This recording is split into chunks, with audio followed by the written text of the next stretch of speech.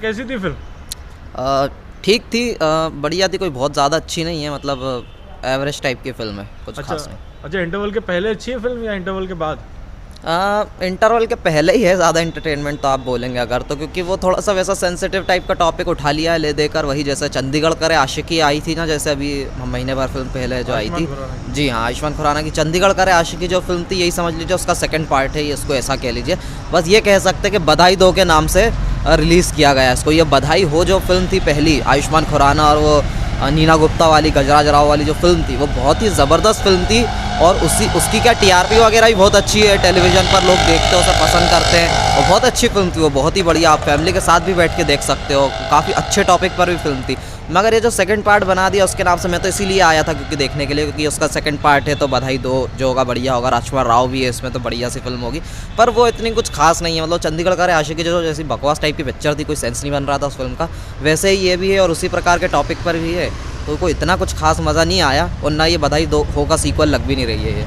अच्छा, राजकुमार राव का काम कैसा है? राजकुमार राव का काम बहुत अच्छा है, बहुत बढ़िया काम किया, वो हमेशा ही अच्छा काम करते हैं। इस फिल्म में तो बॉडी भी बनाई है तो लग भी अच्छे रहे, एक्टिंग तो हमेशा ही अच्छी करते हैं। मतलब फिल्म में अगर देखा जाए तो की पॉइंट जो है वो राजकुमार राव ही है, और उन्हीं की वजह से आप फिल्म में थोड़ा बंधे भी रहते हो और फिल्म देखने में मज़ा भी आता है। अच्छा, इस टाइप की जो मूवीज़ हम बॉलीवुड में देखते हैं उसमें हमें अक्सर आयुष्मान खुराना नज़र आते हैं, तो आपको क्या लगता है कि राजकुमार राव ने अपने रोल के साथ जस्टिस किया है या फिर आयुष्मान खुराना इस फिल्म में होने थे?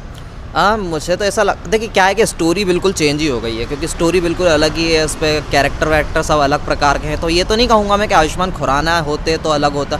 हाँ देखिए, वो भी इस प्रकार की फिल्मों में हम देखते हैं, पर राजकुमार राव ने भी इस प्रकार की ढेर सारी फिल्में करी हैं, स्त्री वगैरह भी देखो आप जैसे उनकी। ठीक है, आयुष्मान खुराना के साथ एक फिल्म करी थी कृति सेनन वाली, नाम मुझे याद नहीं है उसका, अच्छी फिल्म थी एक वो भी, उसमें भी आयुष्मान खुराना ज़्यादा बेटर काम राजकुमार राव ने किया हुआ था, फिल्म बहुत अच्छी थी। तो राजकुमार राव तो इस प्रकार के रोल में जमते हैं, वो बढ़िया भी करते हैं। बस हाँ ये कहेंगे कि फिल्म की स्टोरी जो है वो अलग प्रकार की थी थोड़ी सी, तो मुझे नहीं लगता कुछ ऐसा कुछ होता कि आयुष्मान खुराना ही बेहतर जमते। हाँ मेरे ख्याल से मैं ये ज़रूर कह सकता हूँ कि भूमि पेडनेकर की जगह कोई और एक्ट्रेस होती तो मेरे ख्याल से वो ज़्यादा बेटर होता।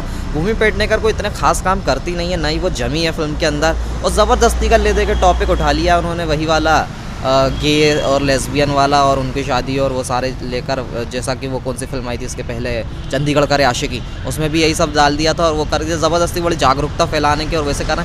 तो आप ये ऐसा एंटरटेनमेंट, या तो आप एंटरटेनिंग फिल्म बना लो या फिर आप ये बना लो, कोई सेंस ही नहीं बन रहा है, ना वो टॉपिक पूरा हो पाता है ना एंटरटेनमेंट पूरा हो पाता है, ले दे के वो फालतू की चीज़ें चल रही हैं। और वो मध्यम वर्गीय परिवार की जो फिल्में बनाते हैं उस प्रकार की फिल्मों में इस प्रकार के टॉपिक डाल देते हैं, वो पब्लिक को कोई इतना मज़ा नहीं आता। अब लोग आ रहे हैं एंटरटेनमेंट के लिए अपने, तो वो इतना कुछ जम नहीं रहा है और वो मज़ा नहीं आ रहा। मतलब ले दे के मैं कहूँगा कि बधाई हो का लेवल अगर ये है ना, तो ये बधाई दो का लेवल तो ये है, तो कोई वो सेंस ही नहीं बन रहा, और बेवजह का सीक्वल है, ज़बरदस्ती नाम से चला रहा है बधाई हो गया। अच्छा सर, फिल्म के सॉन्ग्स कैसे हैं? सॉन्ग ठीक ठाक है, कोई बहुत खास नहीं है। सॉन्ग्स तो खैर वो पहली वाली फिल्म में भी इतने अच्छे नहीं थे, और इसमें भी मतलब कुछ ऐसा खास नहीं है, मतलब ठीक है, एवरेज टाइप के, कुछ ऐसा खास नहीं। मतलब ले देख के मैं बता रहा हूँ आपको, की पॉइंट जो है इसमें सिर्फ राजकुमार राव है, शुरू से लेकर एंड तक बस आप राजकुमार राव को ही देखते हो, और ठीक ठाक बाकी कुछ एक्टर्स का काम भी अच्छा है।